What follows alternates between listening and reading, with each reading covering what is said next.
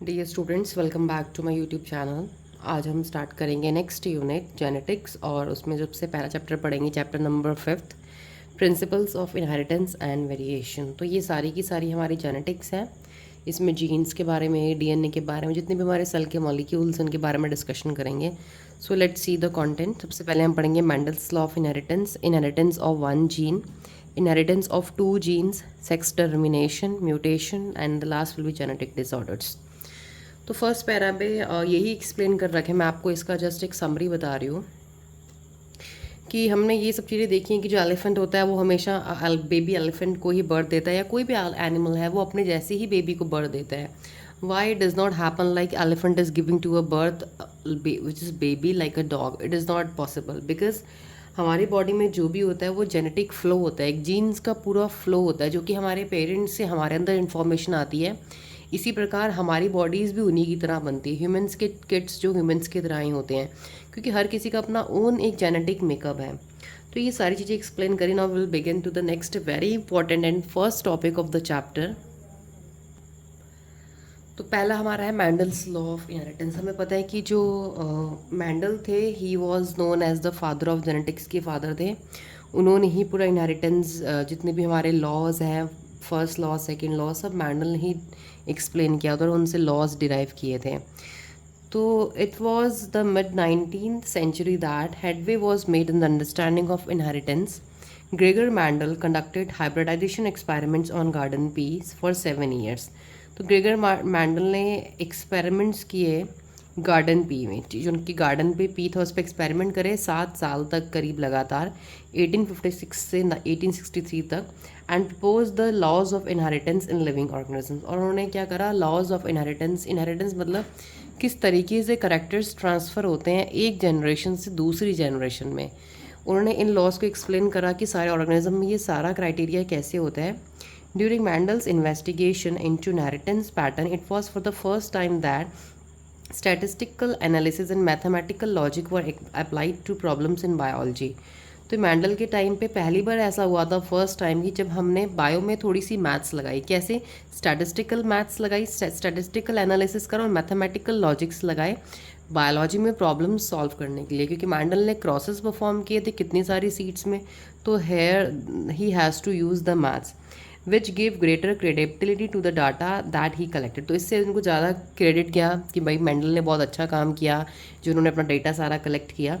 Also the confirmation of his inferences from experiment on successive generation of his test plan prove that his results pointed to general rules of inheritance rather than being unsubstantial ideas. तो उनके जो rules ने completely prove किया कि किस तरीके से inheritance का पैटर्न फॉलो होता है, क्या रूल्स रहेंगे, किस तरीके से करेक्टर्स वन जनरेशन में सेकंड जनरेशन तक जाएंगे।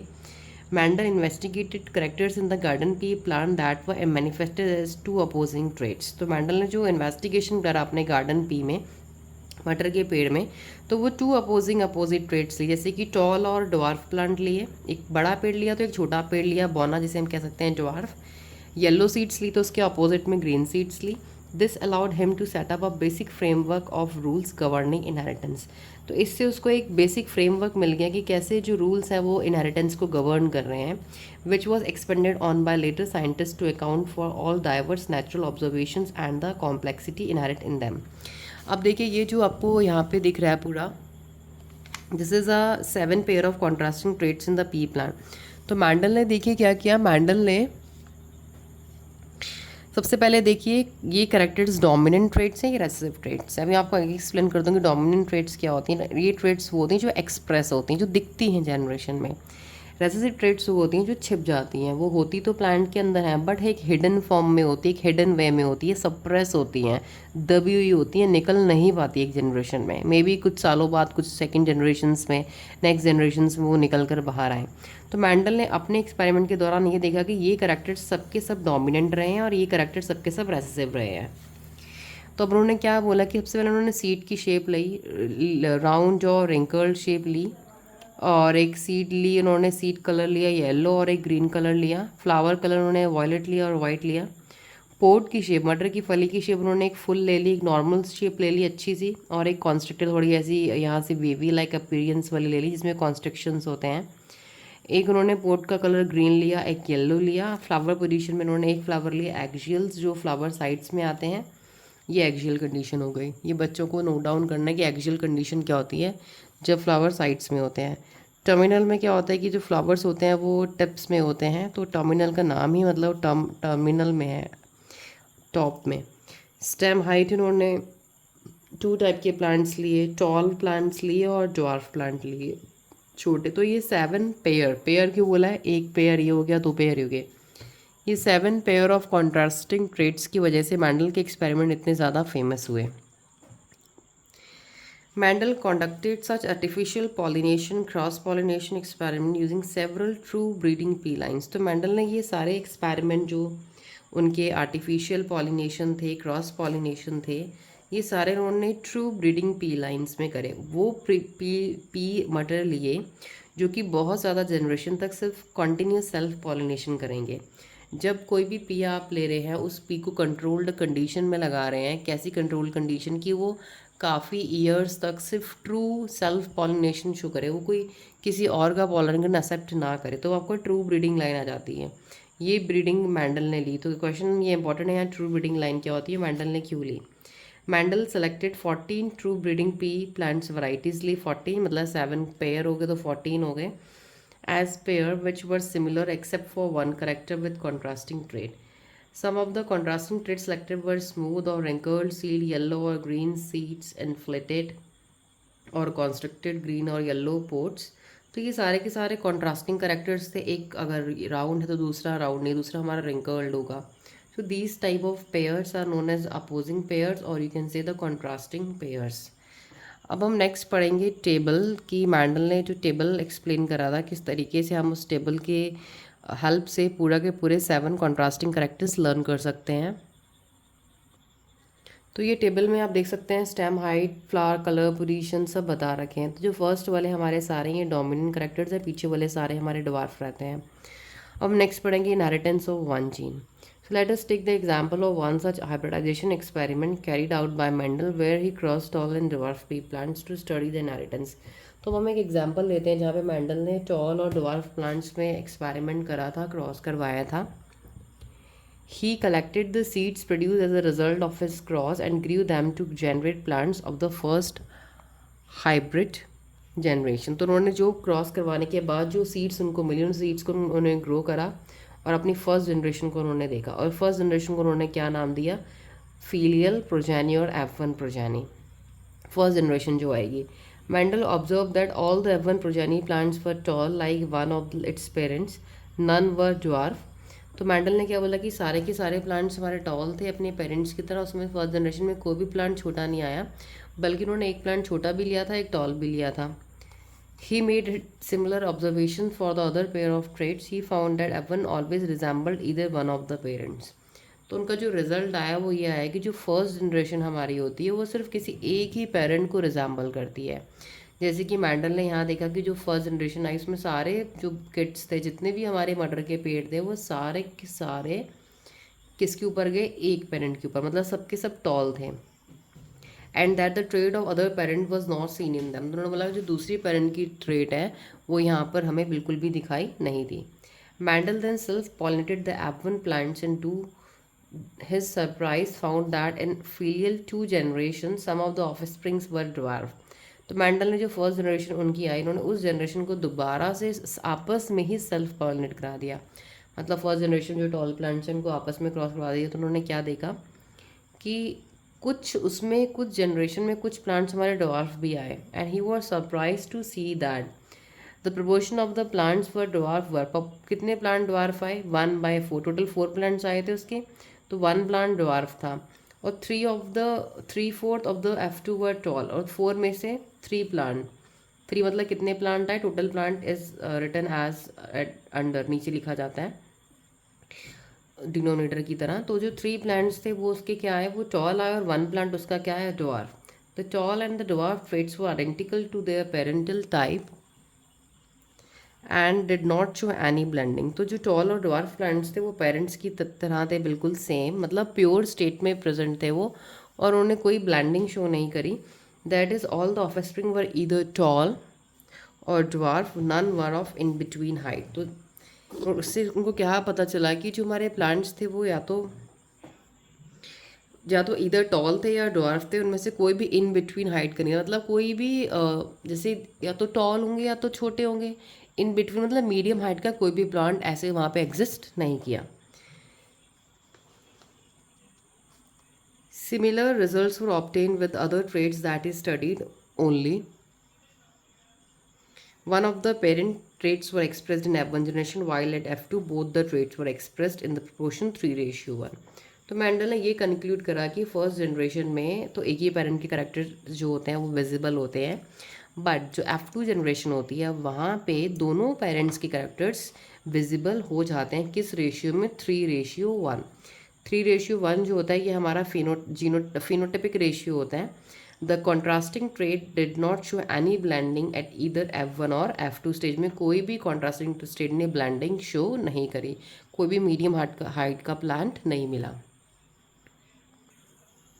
Based on these observations, Mandel proposed that something was being stably passed down।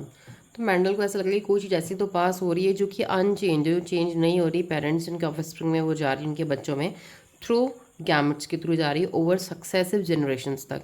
He called these things as factors. तो उन्होंने बोला जो चीज़ पास हो रही है ना हर किसी, जैसे टॉल मटर का प्लांट था, उसने न्यू जनरेशन में भी टॉल प्लांट बना दिए, ड्वार्फ भी बना दिए। तो ये चीज़ें कौन पास कर रहा है इन्फॉर्मेशन? तो उन्होंने बोला कुछ तो चीज़ है, उसका नाम है factor. Now we call them as gene. अब हम उन्हें जीन्स कहते हैं। Genes therefore are the units of inheritance. तो जीन्स को बोलते हैं units of inheritance. They contain the information that is required to express a particular trait in an organism. तो जीन्स के अंदर ऐसी इंफॉर्मेशन होती है जो कि बहुत ही इम्पॉर्टेंट होती है किसी भी ट्रेट को एक्सप्रेस करने के लिए, किसी भी ऑर्गेनिज्म की सपोज बॉडी को बनाने के लिए। आप समझ लीजिए जो इन्फॉर्मेशन होती है वो सारी जीन्स के अंदर होती हैं। Genes which code for a pair of contrasting traits are known as alleles. तो अलील्स क्या होते हैं? ऐसे जीन्स जो पेयर ऑफ कॉन्ट्रास्टिंग ट्रेट के लिए कोड कर रहे हैं, कोई भी पेयर ऑफ ट्रेट्स के लिए। जैसे कि हमने पढ़ा था, ये देखिए मैं यहाँ लिख रही हूँ टी और टी। तो ये जीन्स पेयर में आ गए। जब जीन्स पेयर में आते हैं तो उन्हें हम अलील्स बोलते हैं। ये हमारा कर रहा है टॉल प्लांट्स के लिए, ये हमारा ड्वार्फ के लिए। बट जब एक साथ होंगे दोनों तो हमारे प्लांट सिर्फ क्या होंगे? टॉल, क्योंकि डोमिनेंट जीन कौन है हमारा इसमें? Capital T. तो alleles are the different form of genes या पेयर ऑफ जीन्स कह सकते हैं। They are slightly different form of the same gene की डिफरेंट फॉर्म होती है। जैसे दोनों जीन्स हाइट के लिए रिस्पॉन्सिबल है, बट डिफरेंट फॉर्म क्या है? ये टॉल हाइट के लिए है, ये ड्वार्फ हाइट के लिए है। If we use the alphabetical symbols for each gene, then the capital letter is used for the trait expressed at the F1 stage and the small alphabet for the trait other trait। तो capital letter से हम ये बताते हैं कि जो trait है हमारी वो एक्सप्रेस हुई है। जैसे कि देखिए टी, टी मतलब टॉल ट्रेट, टी मतलब ड्वार्फ। तो capital T and small T alleles हो गए एक दूसरे के लिए। तो in the plants with the pair of height would be, अगर कैपिटल टी है, ये है और ये है, इस वाले प्लांट में हाइट टॉल होगी, इसमें भी टॉल होगी। बट इस वाली कंडीशन में स्मॉल टी जब दोनों एक साथ होंगे तो इसमें हाइट जो होगी वो प्लांट की ड्वार्फ होगी। Mendel also proposed that in a true breeding, tall or dwarf varieties, the allelic pair of genes for height are identical। अगर प्लांट्स हमारे जो हैं ट्रू ब्रीडिंग है, मतलब उनके अगर होमोजाइगस कंडीशन, मतलब दो एलील्स हैं दोनों बिल्कुल सेम है, अगर इस कंडीशन में है या इस बिल्कुल सेम, इसको बोलते हैं होमोजाइगस कंडीशन। अगर वहाँ पे हमारी कंडीशन ऐसी है, मतलब एक टी है एक स्मॉल टी है, तो ये कंडीशन होगी हमारी heterozygous. As Mendel found the phenotype of the F1 heterozygote TT to be exactly like the TT in appearance, he proposed that in the pair of dissimilar factor, one dominance and other hence is called the dominant factor। तो Mendel ने ये बताया कि अगर ये वाला भी combination हो रहा है और ये कॉम्बिनेशन भी हो रहा है, दोनों में प्लांट्स की हाइट तो फिर भी क्या मतलब टॉल ही है, प्लांट्स हमारे टॉल हैं, प्लांट्स डॉर्फ नहीं है। क्यों? क्योंकि ये हेट्रोजाइगस कंडीशन है। इसमें एक जो जीन है हमारा पहला वाला ये डोमिनेंट होता है और दूसरे वाला जीन को बोलते हैं हम रेसेसिव। तो ये पहला वाला हो गया हमारा डोमिनेंट जीन, ये डोमिनेंट फैक्टर भी कह सकते हैं। ये इंपॉर्टेंट पॉइंट याद रखना, डोमिनेंट फैक्टर मतलब जीन की बात कर रहे हैं। अब वहाँ पे कोई भी अल्फ़ाबेट बना के एग्जाम्पल लिख सकते हैं, कैपिटल और एक स्मॉल। एग्जाम्पल आप कुछ भी ले लीजिए, हाइट का, शेप का, seed colour, flower position, port shape, pod colour. दूसरा हमारा स्मॉल वाला हो गया recessive. In this case, T is tallness and dominant over T। that is recessive. He observed identical behaviors for all the other characters trait pair that he studied. तो ऐसे उन्होंने सारी चीज़ों के बारे में स्टडी करी. It is convenient and logical to use the capital and lower case of alphabetical symbol to remember this concept of dominance and recessiveness. तो हम इसलिए यहाँ पे बार बार लेटर्स को कैपिटल एंड डोमिनेंट यूज़ करते हैं ताकि हम समझ सकें कि कौन से करेक्टर्स मैंडल ने डोमिनेंट बताए थे और कौन से करेक्टर मैंडल ने रेसेसिव बताए थे. Do not use T for tall and D for dwarf. हमें कभी भी टी टॉल के लिए और डी ड्वार्फ के लिए यूज़ नहीं करना. मतलब टी मतलब हम ये ना सोचे कि टॉल है और डी मतलब ये ना सोचे कि ड्वार्फ है.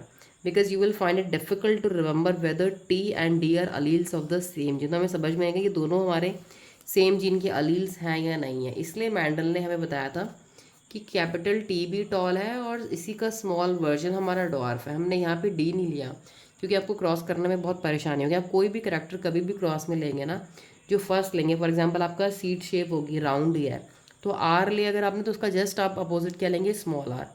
आप रिंकल्ड में डब्ल्यू नहीं लेंगे बिल्कुल भी. Alleles can be similar as in the case of homozygotes TT and can be dissimilar as heterozygotes. तो अलील सेम भी हो सकते हैं और डिसिमिलर भी हो सकते हैं डिपेंडिंग ऑन द कंडीशंस. तो जो क्रॉस हुआ था हमारा कैपिटल टी और स्मॉल टीज में उसको बोला गया था मोनोहाइब्रिड क्रॉस, जो कि हमारा इन दोनों के बीच में किया गया था. You can see over here. तो ये जो मोनोहाइब्रिड क्रॉस है ये हमारा फर्स्ट क्रॉस होता है मैंडल का. तो मोनो मतलब सिंगल. जब हम एक करेक्टरिस्टिक लेते हैं, सिर्फ एक सिंगल करेक्टरिस्टिक लेते हैं उसको क्रॉस कराते हैं तो उसको बोलते हैं मोनोहाइब्रिड. जैसे कि आप देख लीजिए यहाँ पे कैपिटल टी लिया और स्मॉल टी लिया. ये पुनीत स्क्वायर से करा एक स्क्वायर बनाकर या दोनों गैमेट्स लिख दिए या दोनों गैमेट्स लिख दिए, इनको आपस में क्रॉस कराया तो हमारे सारे पेड़ एक जैसे आए, मतलब T T T T T T. अब सब एक साथ एक जैसे आए तो मतलब किसी एक ही पेरेंट के करेक्टरिस्टिक शो हुए क्योंकि सारे प्लांट हमारे इस वाले पेरेंट के ऊपर चले गए. तो मतलब फर्स्ट जनरेशन में एक ही करेक्टरिस्टिक शो होता है. अब हमने सेकंड जनरेशन निकालने के लिए दोबारा से चेक करा कि क्या पता इस पेरेंट की कैरेक्टरिस्टिक भी यहाँ पे विजिबल या एक्सप्रेस हो जाए. उसके लिए हमने क्या करा, फर्स्ट जनरेशन को लिया, कोई भी दो पेरेंट्स ले लो, यहाँ पे इनको पेरेंट्स बना दो, दो पेड़ों को पेरेंट बन के इनके गैमेट्स बनाए.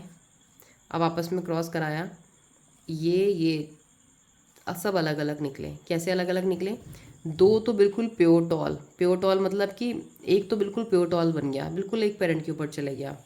हमने लिख दिया 1. क्या प्योर टॉल कितना है, कितने सेम टी हैं, 2. एक बिल्कुल जो है हमारा वो कैपिटल स्मॉल टी बिल्कुल बन गया, मतलब बिल्कुल एक पेरेंट के ऊपर बन गया, ड्वार्फ चले गया, उसको हमने दे दिया स्मॉल टी, वहाँ लिख दिया हमने 1. और 2 हमारे जो पेड़ थे वो पहले की तरह बने, मतलब टॉल तो हैं बट हेटेरोजाइगस कंडीशन में है, मतलब एक टी कैपिटल एक टी स्मॉल, इसको हमने दे दिया 2. तो मतलब 1 प्योर टॉल, 1 ड्वार्फ और 2 हमारे हेटेरोजाइगस. तो ये होगा जीनोटाइपिक रेशियो जो जीन्स के कॉम्बिनेशंस को बताएगा, अल्फ़ाबेट के कॉम्बिनेशंस को बताएगा. फिनोटाइपिक रेशियो हमारा वो होगा जिससे हमें ये पता चलेगा कितने प्लांट दिखने में टॉल हैं. दिखने में कितने प्लांट टॉल हैं, 1 2 3, तो 3 लिख दिया. ड्वार्फ सिर्फ एक है छोटा पेड़, उसको लिख दिया हमने 1. तो ये हमारा फिनोटाइपिक एंड जीनोटाइपिक रेशियो होता है मैंडल के मोनोहाइब्रिड क्रॉस का using a Punnett square. So from the observation that recessive parent trait is expressed without any blending in F2 generation, we can infer that when the tall and dwarf plants produce gametes by the process meiosis, the alleles of parental pair separate or segregate. तो जब हम देखते हैं कि F2 generation में जब हम toll or dwarf plants को क्रॉस कराते हैं तो वो अपने गैमेट्स प्रोड्यूस करते हैं मेयोसिस से. तो जो हमारे पेरेंटल जो पेरेंट्स से पेयर बने थे ये वाले हमारे F1 जनरेशन में देख लो, ये हमारे सेपरेट हो जाते हैं, मतलब ये सेम नहीं रहते हैं. टी फर्स्ट जनरेशन में कहीं नहीं रहा था, स्मॉल टी कहीं नहीं रहा, ये सेकंड जनरेशन में दोबारा आए हैं. This segregation of allele is a random process and so there is a 50% chances of gamete containing either allele has been verified. Chance of gamete containing allele has been verified by results of a crossing. In this way, the gametes of TT plants have allele T and the gametes of dwarf plants have the allele T. तो TT plant के पास कौन सा allele है, capital T, small t के पास small t. During fertilization, the two alleles TT from one parent say through the pollen and T from other parents when then through the egg are united to produce zygote. तो हम कैसे fertilisation कराते हैं इनका, एक T वाला जो parent है हमारा वो पॉलन ग्रेन्स कंटेन करते हैं एक प्लांट, और एक प्लांट में एग होता है, मतलब एक मेल होता है और एक फीमेल होता है. इनको हम यूनाइट कराते हैं, इनकी जायगोट बनाते हैं In other words, the hybrids have TT since these hybrids contain alleles which express contrasting traits and are heterozygous. फिर ये heterozygous होंगे अगर capital D and small t होगा. The production of gametes by parents, the formation of zygotes, the F1 and F2 plants can be understood from diagram called Punnett square. तो देख लो ये दो plant हो गए. इस प्लांट की गैमेट, सपोज कि गैमेट समझ लो आप पॉलन ग्रेन हो गए, ये समझ लो आप एग हो गया, ओवा हो गया. इनमें फ्यूजन हुआ तो न्यू जनरेशन आई, मटर के बीज बने. उन बीजों को हमने जब दोबारा लगाया तो कैसे देखा कि कुछ प्लांट जो बीज से दोबारा बन रहे हैं वो कुछ बड़े बन रहे हैं, कुछ छोटे बन रहे हैं. तो इस तरीके से हम इसमें पॉलिनेशन करें. It is a kind of a pollination. जब हम पॉलिनेशन को ट्रांसफ़र करते हैं फीमेल के पार्ट में, स्टिग्मा में, तो फिर फर्टिलाइजेशन जायगोट बनती है, फिर जायगोट बनती है, फिर हमारा फ्रूट बनता है. फिर जो फ्रूट बनता है हमारा, उसके बाद हम उसको दोबारा सीड्स को ग्रो करते हैं सॉइल में, तो तब हमें रिजल्ट पता चलता है. तो ये जो हमने पूरा का पूरा जो समझा है, ये डायग्राम हमने पुनित स्क्वायर से समझा है. तो it was develop by British geneticist Reginald C Punnett ने ये डिस्कवर करी थी मेथड एक स्क्वायर की फॉर्म में. ये इंपॉर्टेंट है बोर्ड्स के लिए कि what is Punnett square method and why it is useful. तो it is a graphical representation to calculate the probability.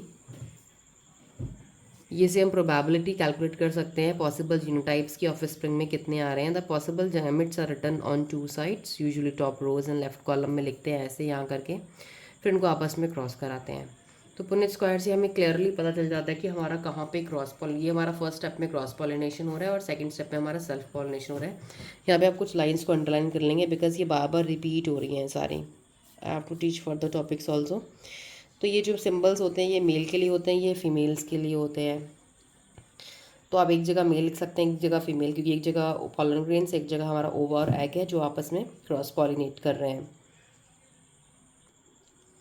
From the Punnett square, it is easily seen that 1/4 of the random fertilization leads to TT. 1/4 मतलब pure tall हमारे 1/4 है, क्योंकि pure tall में एक plant pure tall था जो कि capital T बना था सेकेंड जनरेशन में फाइनल में, और टोटल कितने प्लांट थे 4. तो 1/4 हमारे क्या हो गए कैपिटल टी. 1/2 हमारे TT हैं. 1/2 मतलब दो प्लांट्स हमारे कैसे थे, हाइब्रिड थे, मतलब कि देवर हेट्रोजाइगस, जैसे 2/4 लिख सकते हैं हम. ठीक है, टोटल 4 में से दो प्लांट क्या थे, टॉल थे हमारे, जो कि capital T and small T से रिप्रेजेंट करे. तो आप इसको कैंसिल आउट करेंगे तो 1/2 आ जाएगा. तो उन्होंने यहाँ पर डायरेक्टली 1/2 लिख दिया है. और 1/4 हमारे TT थे. 1/4 मतलब 1/4 मतलब एक प्लांट हमारा क्या था, प्योर ड्वार्फ, तो इसको हमने लिख दिया 1/4. तो ये रिप्रेजेंट कर दिया 1/4, 1/2 and 1/4. Though the F1 have a genotypic of TT, but the phenotypic character seen is tall. At F2 generation 3/2 plants are tall. F2 में क्या हुआ था, 3 प्लांट हमारे टॉल थे, 3/4 रेशियो आया था हमारा. Where some of them were TT and where others were TT. 3 plant तो हमारे टॉल थे और एक 1/4 प्लांट हमारा सिर्फ क्या था, small T.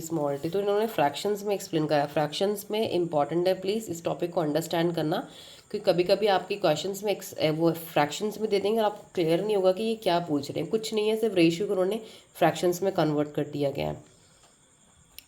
So externally it is not possible to distinguish between the plants with the genotype TT and TT. हम प्लांट्स को बाहर से नहीं डिस्टिंग्विश कर सकते उनके अंदर क्या जीन्स हैं. तो capital T small t only 1 T is expressed and hence character T or tall is said to be dominant over the allele T. तो चीज़ें बार बार रिपीट हो रही हैं. फिर it is thus due to the dominance of one character over the other. The F1 are tall, then genotype is TT. and F2 में क्या था, 3/2 plants tall थे. 1/2 हमारे, जो मैंने यहाँ लिखा था अभी, 1/2 हमारे क्या थे, कैपिटल T स्मॉल t थे. एंड 1/4 हमारे क्या थे, capital T. This leads to the phenotypic ratio of 3/tall. तो 1/4 हम ऐसे भी लिख सकते हैं प्लस ऐसे भी लिख सकते हैं. तो ये 3:1, हम 3:1 को फ्रैक्शन में भी चेंज कर सकते हैं. जीनोटिपिक रेशियो हमारा क्या आता है, 1/2/1.